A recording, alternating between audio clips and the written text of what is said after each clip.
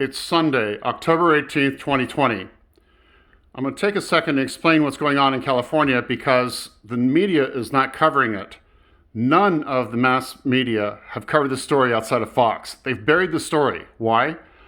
A group of freedom marchers did a Martin Luther King style march in Sausalito, California yesterday, which is in the San Francisco Bay Area. They marched in a Dr. Martin Luther King format headed towards the headquarters of Twitter to protest and demand freedom of speech and freedom of expression. Suddenly, yesterday, over 400 ANTIFA members show up dressed in black. Their faces are masked. And in this video, I want you to look at their shields. Their shields are now commercially manufactured in bulk, where all the ANTIFA members now have identical shields. Watch for that in the video, proving there is funding going on by some large organization behind these people. Also note, Antifa, even though they're masked, is overwhelmingly white guys, about 90% plus white guys.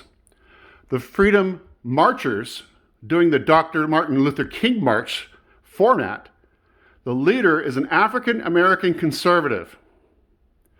Antifa showed up with their shields and their bats and their mask and plunged through the police barricade, smashing the entire barricade and getting through it.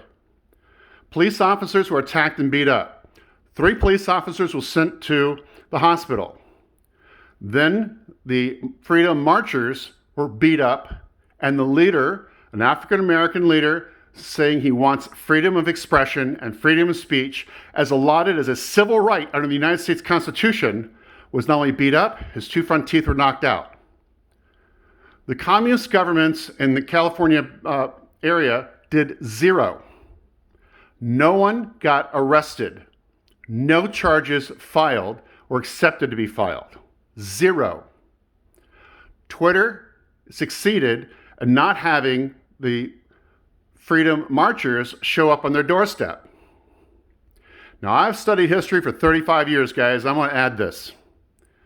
It's a fact that after the War of 1865, the Democratic Party, wanted to stop whites and blacks for voting for Republicans.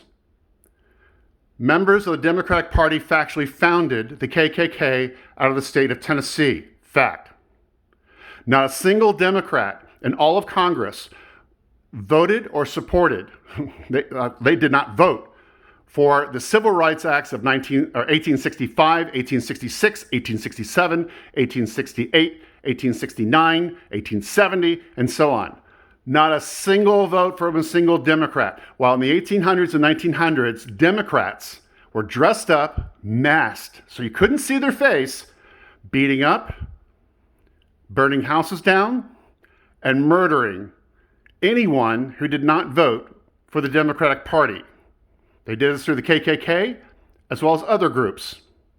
Today, you're seeing the Democratic Party not enforce any laws and bust Antifa or even condemn it.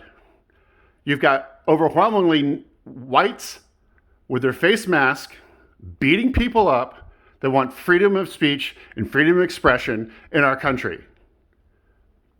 And Joe Biden and everyone refuses to discuss it. Don't take my word for it. Look up the history and Google it out and do your own studying. I'm saying this because it is ridiculous. There is a communist revolution funded and led by the Democratic Party. Sorry, my friends are Democrats voting for Biden, but you know what? This is absolutely criminal.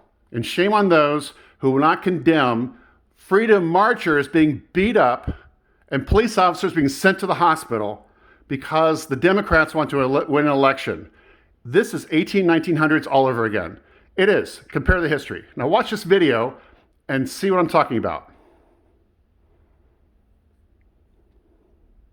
Now we're going to go to Claudia Cowan. She's in Sausalito, California, with the latest response from those big tech companies. Claudia.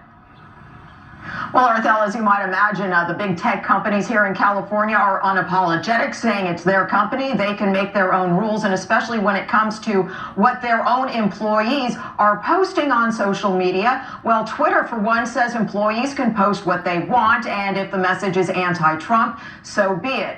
Here's this from Twitter's Chief Human Resources Officer, Jennifer Christie. In a statement to the New York Post, she says, quote, "We do not hire based on political beliefs and completely support our employees' right to express themselves Keep watching. and support the causes they care about.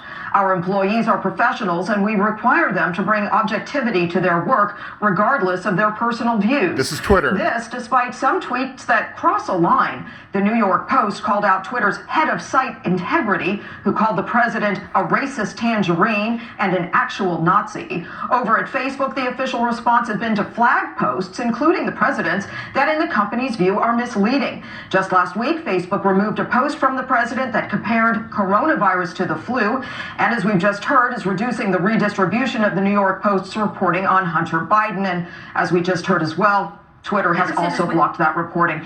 Conservatives have long complained about the systemic liberal bias in Silicon Valley, and a free speech rally in San Francisco yesterday was supposed to include a march to Twitter headquarters, but things turned violent when hundreds of ANTIFA counter-protesters overthrew police barricades and berated and attacked demonstrators. The organizer of the rally was punched in the face and lost 2 teeth. 3 San Francisco police officers were also injured, but Arthel, at last report, no arrests have been made. Back to you. Oh boy.